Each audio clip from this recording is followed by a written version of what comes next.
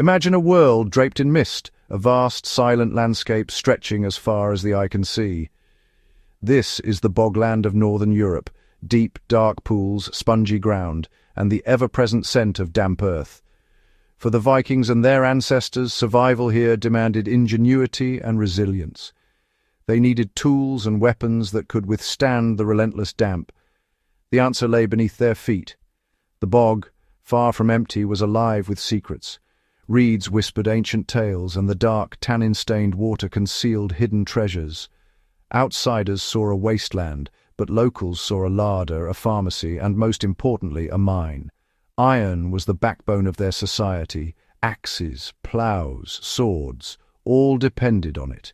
High-grade mountain ore was rare and hard to access. So they turned to the bogs, where a different kind of iron could be found, almost like a crop. The stakes were high. A weak ploughshare meant hunger. A brittle sword meant defeat. The quality of their iron was a matter of life and death. In this challenging world, the people of the north discovered a remarkable solution, a secret hidden just beneath the surface of the whispering mires. They found bog iron, and with it they forged their future. What is bog iron? Unlike traditional ore, it's not mined from rock, but created by life itself. Rainwater dissolves iron from rocks, carrying it into the bogs. In these oxygen-poor wetlands, iron-rich water becomes nature's hidden forge. The true architects are iron bacteria, microscopic organisms thriving where iron is plentiful and oxygen is scarce. They absorb dissolved iron and excrete it as solid, insoluble particles. Over years, these deposits accumulate, forming lumpy, porous nodules within the peat. The result, bog iron ore, or limonite, dark, earthy, and surprisingly light. It looks like rusty potatoes, but it's a treasure. Chemically, it's hydrated iron oxide filled with organic material. The bog acts as a natural chemical reactor, slowly turning dissolved minerals into solid ore. For the people here, this was a miracle, a self-renewing source of metal. The landscape, biology, and geology worked together to create this resource. It was a perfect example of nature's quiet alchemy. Bog iron was a gift, growing back with time, and it changed everything for those who knew how to harvest it. Harvesting bog iron was a skill passed down through generations. It wasn't mining, but a careful communal gathering. Locals read the landscape. Certain plants or a reddish sheen signaled iron below. Late summer or autumn, when water was low, was the time to harvest. Using simple tools or bare hands, they pulled lumpy nodules from the mud. It was hard, muddy work, but the reward was immense. Raw material for survival. The most extraordinary part? The bog renewed itself. After 20 to 50 years, the same spot could yield iron again. This made bog iron a sustainable resource, managed like a long-term garden. Communities became self-sufficient, their prosperity tied to the health of the bogs. They took only what they needed, trusting nature to provide more. It was a relationship of stewardship, not exploitation. The journey from bog to blade began with preparation. The ore was washed and roasted, burning away roots and drying out water. Roasting broke down the limonite, leaving concentrated iron oxide. Next came the smelt, roasted ore, and charcoal layered in a clay bloomery furnace. Bellows blasted air, raising temperatures high enough for transformation. Charcoal's carbon monoxide stripped oxygen from the ore, leaving metallic iron. The iron didn't melt but softened and fused while impurities formed a glassy slag. After hours, the furnace was broken open to reveal a spongy bloom, iron mixed with slag. The bloom was hammered on an anvil, squeezing out slag and welding iron together. This consolidation purified the metal, forging it into a solid billet. The result? Workable iron, ready to become tools or weapons. It was a process of patience, skill, and fire, and it turned mud into steel. Bog iron wasn't like modern steel. The bloomery process left microscopic slag threads within the metal.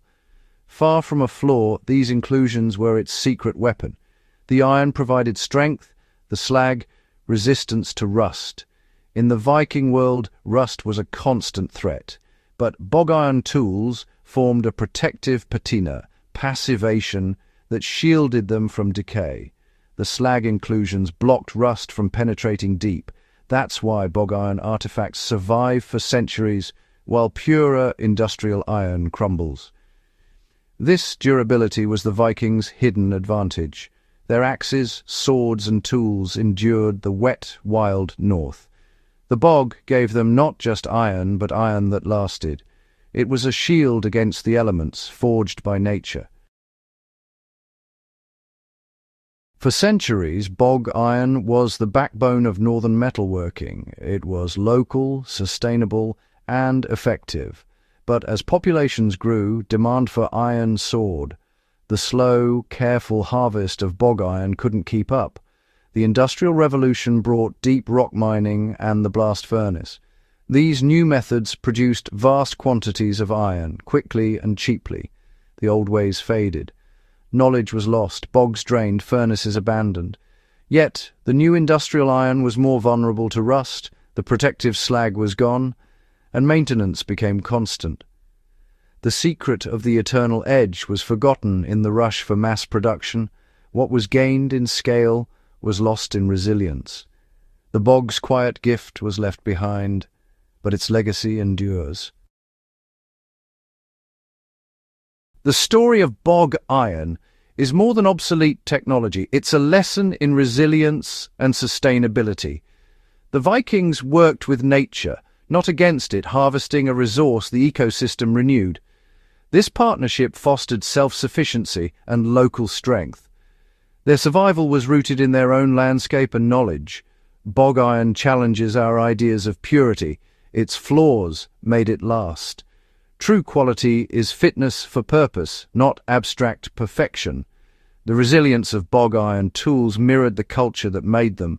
The resource renewed itself, the knowledge endured, and the tools lasted.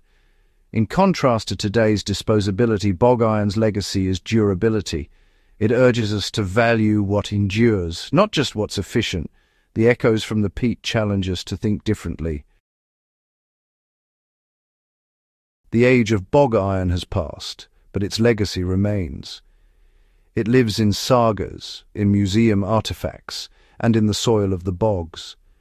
To hold a Viking axe is to touch a world built on deep understanding of nature. The wetlands teach us that elegant solutions often come from nature's own processes. Sustainability is an ancient practice, not a modern invention. The people who harvested bog iron knew their world was a closed loop. Their prosperity depended on the health of their environment. By studying bog iron, we rediscover a mindset of respect and resilience. The bogsmiths were alchemists, turning mud into enduring tools. Their legacy is hope-proof that ingenuity and respect for nature can create lasting beauty. The eternal edge of the Viking axe was a gift from the bog, a testament to a world in balance.